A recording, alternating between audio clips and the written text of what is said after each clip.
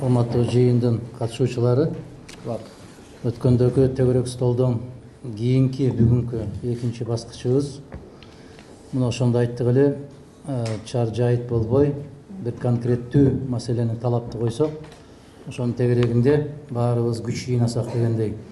Бүгүнкү көтөрүлүп аткан негизинен 3 чоң маселе болуп атат. Үчөө өтө актуалдуу, өтө маанилүү, керектүү болгондо да мыйзамдын долбоору жогорку кеңешке киргизилген экен. Каралар алдында туруптур. Азыр мына Өмүрбек Чиркешевич айтпадыбы? Биз эмнени каалайбыз? Биз эмнени каалайбыз? Биздин каалаганыбыз бүгүнкү күндө Кыргыз мамлекетинин жарандарынын конституциялык укугун кайра кайтарып берүү. Колдоруна кайтарып берүү да. Резолюциянын аягында жазып атпайбызбы? Укугумду кайтарып бер деген. Бул деген сөз, мен укугум бар деген эле сөз да. Укугумду кайтарып бер деп жалдырабай, биз укугум бар деп чекитти коюшубуз керек. Кимден сурайбыз биз укугумду кайтарып бер деп? Жээнбековденби? Же парламенттенби? Укугум бар деген сөз менимче дурусураак болот да. Менин укугум бар, себеп мен адаммын да. Мен Кыргыз мамлекетинин жаранымын да. Мен мүмкүн баягы базарларым жоктур, контейнерлерим жоктур, банкым жоктур. Же болбосо жанакы соода борборлорум жоктур. Фрунзеге окшогон, Глобуска окшогон, Азия Молго окшогон.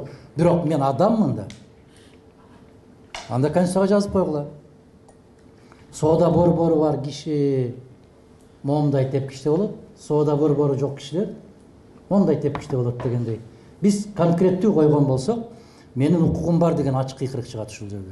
Мен адамдык, жарандык укугум бар деген сөз. Талкуу кылып аткан маселеге айтылган ойлорду мен толугу менен колдоо менен бирге ким ишке ашырат ушуну? Конституциялык укугубуз бар. Эки маселе бар да. Биринчи, конституциялык укукту ким ишке ашырат?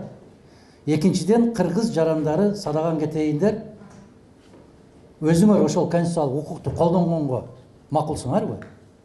Каалайсыңарбы ошону? Укукту макул бердик, мыйзам менен жазып бердик. Бирок сен каалайсыңбы ошол укукту колдонгонду? Сен шайлоого барасыңбы? Сен мамлекеттин келечегине кайдыгер болбойсуңбу? Сен Кыргызстандагы болуп аткан коррупциялык схемаларга, Кыргызстандагы болуп аткан башаламандыктарга, мыйзамсыздыктарга каршы тура аласыңбы айланай? Сенин добушуңду сатып алганга каршы тура аласыңбы? Сени киши катары эсептебей койгонго макулсуңбу? Сенин балаңды акчасыз мектепке албай койгонго сен макулсуңбу? Сен ооруп калсаң, акчаң болбосо дарыканага же болбосо ооруканага бара албайсың, ушуга макулсуңбу? Сен киши катарында көчөдө басып жүргөнгө укугуң чектелип атса, сен ошого макулсуңбу? Биз ушуну да элден дагы сурап көрүшүбүз керек да. Негизи биз каалайбызбы мыйзам боюнча жашаганды? Дегендей маселени элге бир кененирээк жеткириш үчүн тилекке каршы ушул парламенттик угууну өткөргөн болсо, мына ушул маселе кененирээк чагылдырылмак. Тилекке каршы элдин эсебинен акча жеп отурган КТР'ың дагы, ЛТР'ың дагы эл душманы катарында муну түк чагылдырбайт. Тескерисинче бир нерсеге оронуп алып жүгүрүп жүргөндөрдү көбүрөөк көрсөтөт ошону. Биз мамлекетти жоготуп алуу үчүн жасап аткан иш-аракеттерди кол чаап, ушу колдоп турганга аябай көнүп алдык. Мамлекетти жоготуу, мамлекетти жок кылуу планы менен иштеп аткан бир топтун кызыкчылыгы үчүн иштеп аткан сыяктуу көрүнөт. Биздин мамлекеттик телерадио компаниялар. Мына сыртта жүргөн биздин жарандарды, алардын да конституциялык укугу бар. Алардын 2 жолу укугу бузулду. Кайсы? Кыргыз Республикасынын жараны Кыргыз Республикасында эмгектенүүгө укуктуу. Туура ишенбейсиңби? Ал укуктан ажыратты. Иштей албайсың деди, иштебейсиң, себеп иштей турган жериң жок деди. Бул укуктан ажырады, сыртка чыгып кетти. Эми экинчи укугунан ажыратып атабыз. Сен кыргыз жараны катары шайлоого катыша албайсың деп атат. Муну ким чектеп коюп атат? Муну БШК менен элчиликтер чектеп коюп атат. Аларга ким укук берди ушундай? БШКга ким укук берди? 18.000 жаран катыша алат, калганы катыша албайт дегенге БШКга ким укук берди ушуну? Эртеге кечпи ушуну кабыл алган БШКнын мүчөлөрү дагы тымпый отурбастан жоопкерчиликке тартылышы керек. Эмне үчүн саясий жетекчилер жоопкерчиликке тартылып атат, тымпыйып жанында жасап аткандар эч жоопкерчиликке тартылбайт да. Көсө ошолор болбоду беле беркилерди курчутуп аткандар. Биз жасап беребиз, биз аткарып беребиз, биз протоколду түзүп беребиз, биз жалган кишилерди таап беребиз, биз кошумча тизмени түзүп беребиз. Бир түндө Кыргызстанда 300 000 кошумча тизме түзүлбөдү беле, туурабы Гүлнар айым? 300 000 кошумча тизме пайда болуп кетпеби беле? Бир эле заматта кыргыздар 3 миллион 300 000 кишини төрөп салбады беле? Бир түндө. Мына азыр айтылгандай, кезинде бүтүн Кыргызстан саясий партиясы 155 000 добуш алып парламентке кирбей калган. 155 000 добуш алып. Башында жарыялап аткан Бапанова. 142 000 добуш алган партия аттап өтөт тосманы. Мына ошо кишилердин бирөөсү жооп берген жок. Балейге калган президент, балейге калган өкмөт, балейге калган депутат болот экен дагы, кылтыйып бер жактан бүтүндөй сары майды соруп, иштеп, семирип, сыйлык алып жүргөн азаматтар жоопкерчилиги каралган эмес бул жерде. Биздин конституциялык укукту тыюу салып аткан ошол БШК, биринчи кезекте БШК. Андан кийин райондун акимдери. Себеби алар чечет экен кимдер АШКга мүчө болуп кирет. Андан кийинки биздин конституциялык укуктарды элчилик чечет экен. Элчи каяктан жүрүп чечет аны?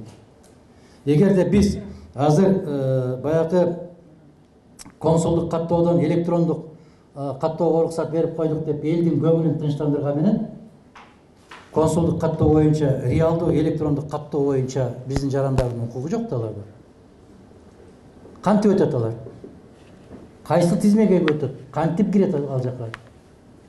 Бизде урматтуу бүгүнкү жыйындын катышуучулары 1 миллион кыргыз жаранынын укугу бүгүнкү күндө тебеленет. 1 миллион кыргыз жаранынын укугу тебеленет. 1 миллион. 1 миллион добуш алган президент болуп кетип баратпайбы? Аларды кайда алып барабыз? Мамлекеттин казынасын толтуруп аткан ошол 1 миллион жаран, алардын укугу жок. Шайлоого жана шайланууга укугу жок. Бул кандай деген маселе? Алардын чөнтөгүндө кыргыз паспорту бар, алар кыргыз жарандары бар. Алар сыртта жүрүп ушундай кордук көргөн аз келгенсип, Кыргызстанга келип батир ала албайт экен. Алынайын жөөттөр дүйнө жүзү боюнча кичинекей биздин Чүй областындай болгон жери бар, Израилге бүтүн дүйнөдөн жыйнап атпайбы? Биз тескерисинче тээп отурабыз көкрөктөн. Келбейсиң, батир албайсың, тамсала албайсың, жерге укугуң жок. Алар кайда барат? Ошону ошол шайлоо кодексине өзгөртүүлөр киргизилип атканда, урматтуу кесиптештер, ошол электрондук каттоонун, электрондук добуш берүүнүн өткөндө биз кулак салбай койдук, урматтуу коллегалар, Smartmatic компаниясынын сунушу аябагандай сонун сунуш эле. Керемет сунуш эле. Эгерде парламенттик угуу уюштуруп, ошол Smartmatic компаниясын алып келип, бир эле мондай болгон бир кутуча экен, ошону көтөрүп барып туруп, ар бир жерге коюп койсоң, биринчиден кагаздын кереги жок экен. Ага бюллетень басып отуруунун кажети жок. Кагаз үнөмдөлөт экен. Экинчиден, ал жерге барып текшерүүнүн кажети жок экен. Бир басып койсоң, ал каттоодон өтсөң, сен Кеминден өтөсүңбү, Кадамжайдан өтөсүңбү, Бишкектен өтөсүңбү, кайдан өтсөң, экинчи жолу бассаң, ошол чыйылдап киши эмес, аппарат сени кабыл албай коет экен. Экинчи жолу добуш бербей койгону. Биз эмнеге ушул маселени көтөрбөй атабыз, койбой атабыз? Мага мисалы ошол компания, ошонун аппараты аябай жакты. Эмне үчүн дүйнөдө монголдор менен биз гана колдонгон Корейдин кара жашыгына мынчалык жабыштык биз? Демек, ниетибиз түз эмес. Жана Өмүрбек Чиркешевич айткандай, 1000 жолу БШКнын мөөрүн басып, шайлоо ушундай өттү деп жарыя салсын, кыргыз жарандары ишенбейт. Ишенбегенден кийин чатактын бүт баарын башат ошол жерде болот. Эң чоң күч ишеним да. Москвага 27 чакырым калып, ошол бомбалары жарылып аткан мезгилде дагы эмне үчүн СССР утуп алды? Себеп ишенди да. Сталин Москвадан кетпепти. Сталин Москвада отурса, демек жеңиш биз тарапта болот деп ишеним артты да. Бүгүнкү күндө биз алдын ала тигилердин жакшы көргөн 3 партиясы өтөт экен деп отурган болсок, бүгүн эле ишеним жок болгон болсо, анда шайлоо өткөрүүнүн кажети барбы? Жаштарга орун бошоткула деп атабыз. Орун бошотот. Качан орун бошотулат? Ошол чөнтөгү дөңдөр 9%дан жерге түшүп, элге журтка таамилдеп жигиттерге, кыздарга мүмкүнчүлүк берип койгондо анан кийин чыгат жаштар. Мына Ишенбай Дүйшөнбиевич, менимче кыргыз жаңы тарыхында жападан жалгыз мисал болсо керек. Ооруканада ооруп жатып, нарынга буту басып барбай туруп, депутаттык мандатты утуп алган. Эсиңерде? Ооруканадан чыкпай жатып утуп алды. Мандатты алып келип өзү эл тапшырып кетти. Эмне үчүн? Ишеним болгон. Бул эбегейсиз чоң күч. Аябай чоң күч. Бүгүнкү күндө ошол ишенимди кайтарышыбыз керек. Соңунда сүйлөй айтайын. Мына биз баарыбыз, жана Исхак Абсаматович айтты, мен сиздердин баягы басымыңыздарга муктаж эмес, сиздер менен биргемин деп, ошону биз баарыбыз чогуу кылып парламенттик укугуга талап кылсак. Парламенттик укугун талап кылып, бүгүн ошондой кайрылуу жасасак, бир күн кечке, себеби биз Өмүрбек Ширкечевич, Ишенбай Дүйшөнбиевич 95-жылдан 2000-жылга чейин Кудайдын куттуу күнү эле парламенттик укугу жасайт элекпиз. Кудайдын куттуу күнү парламенттик укугу деген болот эле. Түнкү саат 2-де бүтөт элек, туурабы? Түнкү саат 2-де. Азыркы депутаттар уялып 2 саат иштегенден башка иштебейт экен. Эгерде бизге стабилдүүлүк керек болсо, бизге жогорку кеңешке, сыртта суук болсо туура иштесе дагы болот. Темир Аргенбаевич, туура.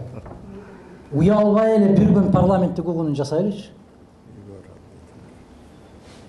Таңертеңден кечке чейин жасайлычы, саат 9-дан баштап кечки саат 5-ке чейин. Эмне үчүн? Бүгүнкү күндө Кыргызстанга аба менен суудай керек болуп аткан маселе бул туруктуулук. Туруктуулуктун башаты мына ушул жерден башталат. Ансыз самолет менен учуп барасыңбы, жөө келесиңби аэропорттон бери карай туруксуздукту камсыз кыла албайт. Мен ушул талапты кое берелим.